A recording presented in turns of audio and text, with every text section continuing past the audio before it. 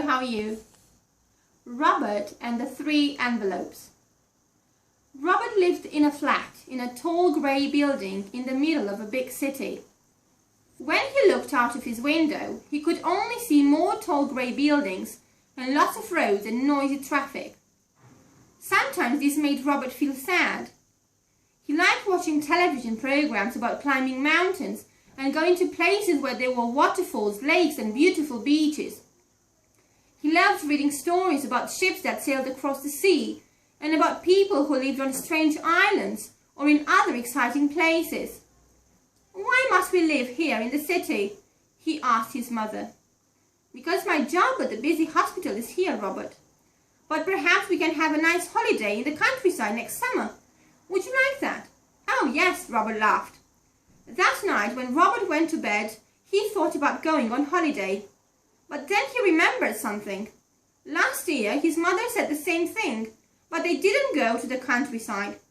They spent the summer at home in the city because they didn't have enough money to buy train tickets or stay in a hotel in the countryside.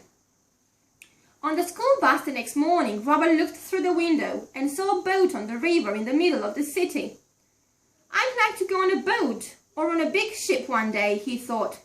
Then he saw a train on a bridge near the city station. "I'd like to go on a fast train one day," he thought. Then he looked up into the sky and saw a plane. "I'd like to go on a plane one day too. I'd like to look out of its windows at the countryside below," he thought. When school finished, Robert didn't want to go home by bus.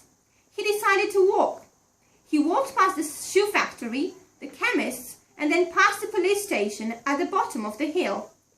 Then he walked past the supermarket and the bread shop. But then he started to feel tired, so he sat down for a minute on a wall outside the post office. Then a strange thing happened. A big black and white bird flew down from the sky. It had an envelope in its beak. It dropped the envelope on Robert's foot and then flew away again. Robert picked the letter up. On the envelope, it said, "Read me." So Robert did. Robert opened the envelope. There was a piece of blue paper inside with some writing on it. Robert read it carefully. "If you find me, go and look in your biggest, oldest book." Robert couldn't understand the message, but he put the piece of paper in his pocket. When he got home, he sat down and looked at the message again. "In your biggest, oldest book," he thought. What does that mean? Robert decided to try something. He got a chair from the kitchen and carried it into the living room. Then he put the chair in front of the bookcase and stood on it. The biggest and oldest book was at the top of the bookcase. Robert took it down from the shelf. It was very heavy. Robert opened it and a thin envelope fell out. Inside the envelope was a little book. Its pages were yellow because they were so old, and they had lots of numbers on them. He jumped down and ran back into the kitchen to show the little book to his mother. "What's this?" he asked her. His mother took the book and opened it. "It's the kind of book that banks gave people a long time ago," she said.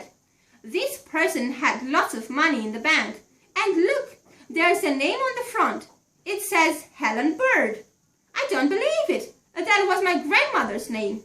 I'll go to the bank tomorrow and show this to Mr. Flagg." When Robert's mother gave the old book to Mr. Flagg the next day, he looked at it very carefully, picked up his telephone and spoke to someone in an excited kind of way. Then he put the telephone down again. He had a big smile on his face. "Well," he said, "you must thank your son for finding this little book. Your grandmother left all this money in our bank for you a long time ago, but we didn't know that until now. What are you going to buy with it?" Robert's mother smiled, something that Robert wanted very much. When Robert came home from school later that afternoon, he found a bigger envelope on the kitchen table. "Open it," his mother said. Inside the envelope were 2 plane tickets and 2 train tickets and 2 boat tickets. "Robert, Mr. Flagg at the bank says we've got enough money now. We're going to have a wonderful holiday." "Because of your grandmother's little book?" Robert asked. "Yes," his mother said. Robert looked out of the window at the sky. He couldn't see the big black and white bird high in the clouds, but he knew the bird was there. And because of the big black and white bird, Robert smiled. "What do you mean?" his mother asked. "That's my secret," Robert said. Goodbye.